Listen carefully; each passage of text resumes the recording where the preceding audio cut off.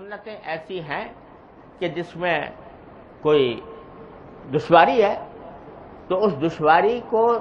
دور کرنے کی کوشش کریں، اللہ تعالیٰ سے دعا مانگے، یا اللہ یہ دشواری میری دور فرما دیجئے اور مجھے اپنی رسول صلی اللہ علیہ وسلم کی سنت پر عمل کی توفیق عطا فرمائیے. تو اللہ تبارک و تعالیٰ انشاءاللہ یہ دعا رائے گاہ نہیں جاتی.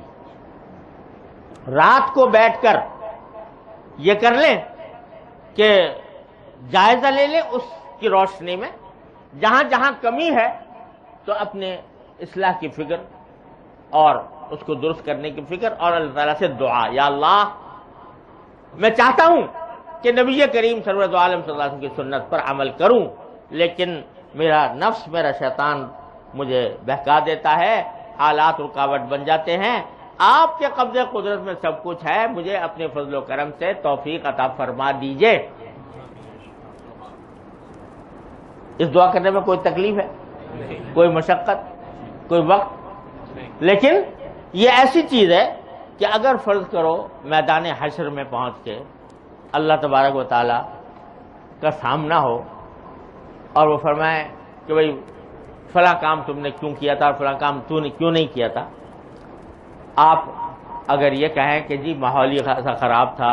اور جو ہے زمانہ ایسا آ گیا تھا، اس میں چلنا مشکل تھا، اگر اللہ تعالیٰ اس کے جواب میں یہ فرمایا کہ پھر مجھ سے کیوں نہیں مانگا تم نے، میں نے قرآن میں کہا ہے ان اللہ علی کل شیء قدیر، اللہ تعالیٰ ہر چیز پر قادر ہے، کیا میں دل بدلنے پر قادر نہیں تھا؟ کیا میں رکاوٹیں دور کرنے پر قادر نہیں تھا؟ مجھ سے کیوں نہیں مانگا؟ کم از کم یہ تو کہہ سکو یا اللہ مانگا تھا. اور آپ اللہ تعالیٰ سے تو میرے شیخ فرمایا کرتے ہیں اللہ میاں سے باتیں کیا کرو، دعائیں نہیں، باتیں کیا کرو. یا اللہ یا تو یہ کر دیجئے ورنہ مجھ سے آخر میں پکڑ نہ کیجئے گا، یا اللہ یہ مجھے توفیق دے دیجئے اور فلاں گناہ سے مجھے بچا لیجئے ورنہ میری پکڑ نہ کیجئے گا، وہاں میں آپ کے حوالے کر رہا ہوں اپنے آپ. تو دو حال سے خالی نہیں، یا تو اللہ تعالیٰ نے واقعی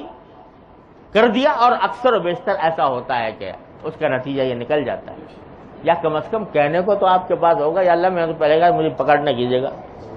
تو معاف فرما دیجیے گا. تو اللہ تعالیٰ توبہ کی توفیق دیں گے، توبہ کے نتیجے میں انشاءاللہ نجات مل جائے گی. لیکن ہوگا بشرطے کہ مانگو تو صحیح، کوئی مانگے تو صحیح.